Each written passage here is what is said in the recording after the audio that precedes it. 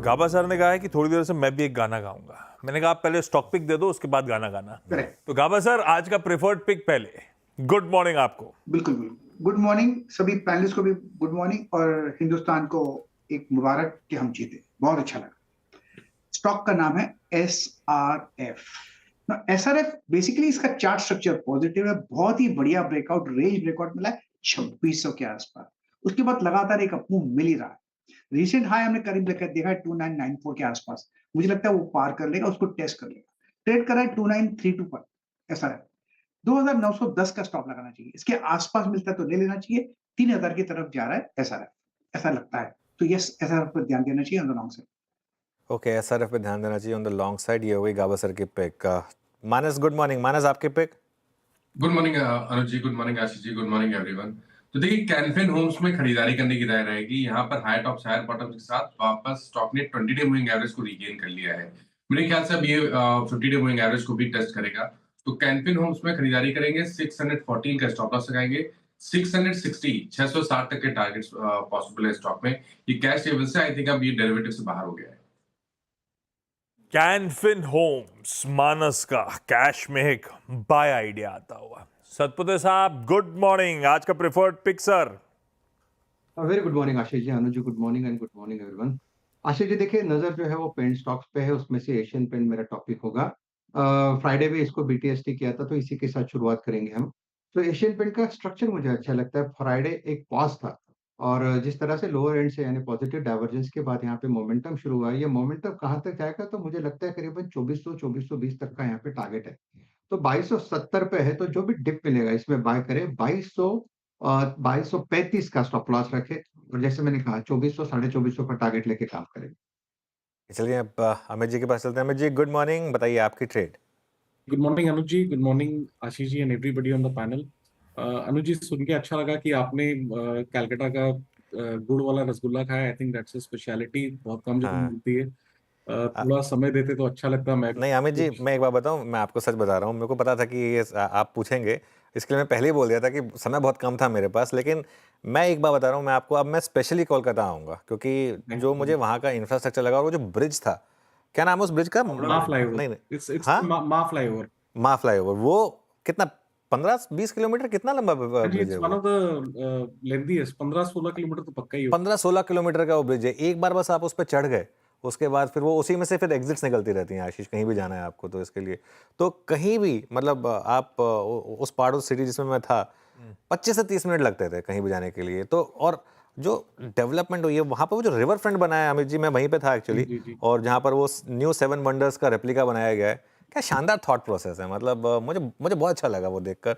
और वो पब्लिक के लिए ओपन है, वहाँ पर लोग साइकिलिंग कर रहे हैं, लोग जॉगिंग कर रहे हैं। सुबह सुबह कलकत्ता में तो सनराइज भी सुबह सुबह 5:30 बजे हो जाता है। मतलब 5:30 बजे धूप वो क्योंकि कलकत्ता में अर्ली सनराइज होता है ना, तो इस वजह से तो वो काफ़ी जो अर्ली मॉर्निंग वाले हैं ना, उनके लिए काफ़ी ब्यूटीफुल सिटी है। बिल्कुल अमित जी, अगली बार मैं आऊँगा, मैं एक प्लान बना के आऊँगा जी, स्पेसिफिकली कलकत्ता। हाँ। डेफिनेटली। जी, अनुज जी, आज की मेरी कॉल रहेगी भारती एयरटेल। भारती एयरटेल का अगर स्ट्रक्चर देखें, तो इसमें जो पुल बैक आया था वो लगभग इसके एक स्ट्रॉन्ग वीकली सपोर्ट जो कि 1580 1600 के आसपास है, वहीं पे जाके इसने होल्ड किया। कपल ऑफ डेज पहले हमने यहाँ पे एक स्ट्रॉन्ग बुलिश कैंडल देखी थी और 2 दिन से ये अपने मूविंग एवरेजेस के ऊपर रेस्ट ले रहा है। तो जिस हिसाब से स्ट्रक्चर इसका प्लेस्ड है, I think it's ready for a reversal. इसे बाय करें। 1610 का स्टॉप लॉस रहेगा हमारा और टारगेट्स रहेंगे 1675 एंड 1700 के। भारतीय एयरटेल पसंद आ रहा है सेठ साहब को। और बहेती साहब वीक लॉन्ग छुट्टी पे हैं, इसलिए पैनल में नहीं दिख रहा है आपको। सचिन के पास चला जाए, Pune. Sachin, hi, good morning. आपका टॉप कॉल साहब। Good morning Ashish ji, good morning Anuj ji, good morning to all the panelist. यहाँ पर चंबल फर्टिलाइजर में मुझे लग रहा है एक काफी स्ट्रॉन्ग ट्रेंड इवॉल्व हो रही है। जिस तरीके से एक इम्पॉर्टेंट हर्डल था अराउंड 560 का, उसके ऊपर की क्लोजिंग एस्टैब्लिश हुई है। तो वीकली चार्ट पे एक बुलिश फ्लैग फॉर्मेशन है जिसके प्रोबेबल टारगेट्स काफी लंबे हैं, लगभग अराउंड 635 तक प्लेस्ड है। पर ट्रेडिंग के लिहाज से भी जिस तरीके से मोमेंटम मिला था पिछले हफ्ते में, मुझे लग रहा है वो मोमेंटम थोड़ा सा कैरी फॉरवर्ड होना चाहिए। सो यहाँ पर 576 से लेके 596 के दो टारगेट्स के लिए यहाँ पर खरीदारी करने की सलाह होगी चंबल फर्टिलाइजर के फ्यूचर्स में। स्टॉप लॉस आपको लगभग अराउंड 562 पे लगाना है। थोड़े से डिक्लाइंस होते हैं तो 566 तक खरीदारी की जा सकती है। तो स्टॉप लॉस होगा 562 का, पहला टारगेट होगा 576 का, फाइनल टारगेट होगा 596 का। खरीदारी करनी है चंबल फर्टिलाइजर के फ्यूचर में। कि चंबल फर्टिलाइजर के फ्यूचर्स में करनी है आपको खरीदारी। अब चलते हैं एक बढ़िया सी फंडामेंटल ट्रेड के लिए या पिक के लिए मयूरेश के पास। मयूरेश जी गुड मॉर्निंग, बताइए क्या पिक किया आपने? Morning Anuj ji, morning Ashish ji, morning to everyone on the panel. तो हमें लगता है कि वेलस्पन कॉर्प इस पे ध्यान देना चाहिए। दो तीन की रीजंस। अगर आप तीसरे तिमाही के नतीजे देखें और पूरे 9 महीने का परफॉर्मेंस देखें, तो टॉप लाइन ग्रोथ तो ठीक ठाक रही है, बट जो EBITDA मार्जिन परफॉर्मेंस रहा है वो सराहनीय रहा है। डन 13% तीसरे तिमाही में, 9 महीने में 13% का एक कंसिस्टेंट ट्रैक रिकॉर्ड रहा है। पिछले वर्ष उन्होंने 17,500 करोड़ के आसपास की टॉप लाइन खरीदी with margin of 10.25%।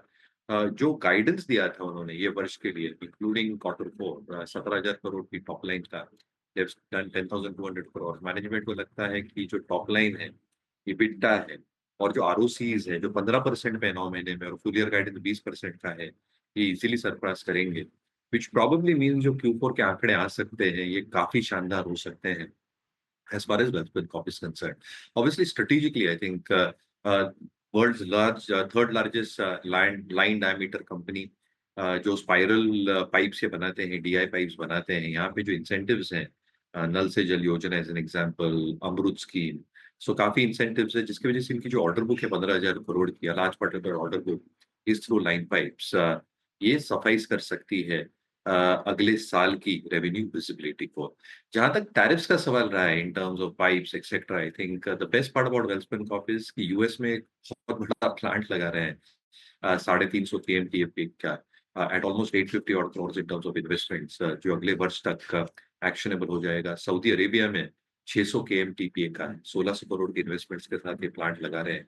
And these are two major economies जहाँ पे अच्छी खासी इन्वेस्टमेंट्स हो रही है, ऑयल एंड गैस में, वाटर सप्लाई चेन में और वाटर सप्लाई पाइप्स में। तो मुझे लगता है I think net free balance sheet, expectations of very strong numbers so far, continuation of those numbers, जो EPS RS rating, institution holding हम कैंसिलिंग में देखते हैं, ये सारे पहलू ये स्टॉक फुलफिल करता है। तो वेलस्पन कॉर्प आपके वॉच लिस्ट पे जरूर। वेलस्पन कॉर्प अपने रडार पे रखें। क्विकली रैप अप कर देता हूं भाई। गाबा सर SRF में खरीदारी करने की बात कर रहे हैं 2910 के स्टॉप के साथ। आज सुबह मेरे ख्याल से माइनस के रडार पे भी था ये। कैनफिन होम्स कैश में 614 के स्टॉप के साथ खरीदारी करने का मन मानस का। एशियन पेंट जो मेरे ख्याल से फ्राइडे का BTST भी था सतपुते साहब का, उसी के साथ जा रहे हैं। तेजी का मन बाय ऑन डिप्स 2225 के SL के साथ। सेठ साहब कह रहे हैं दिग्गज भारतीय एयरटेल तेजी की तैयारी कर रहा है, 1610 का SL लगाइए। सचिन चंबल फर्टिलाइजर्स पे बाय 562 के स्टॉप लॉस के साथ दे रहे हैं और वेलस्पन कॉर्प रडार पे रखिए, अच्छा लग रहा है मयूरेश और उनकी टीम को लंबी अवधि के लिहाज से।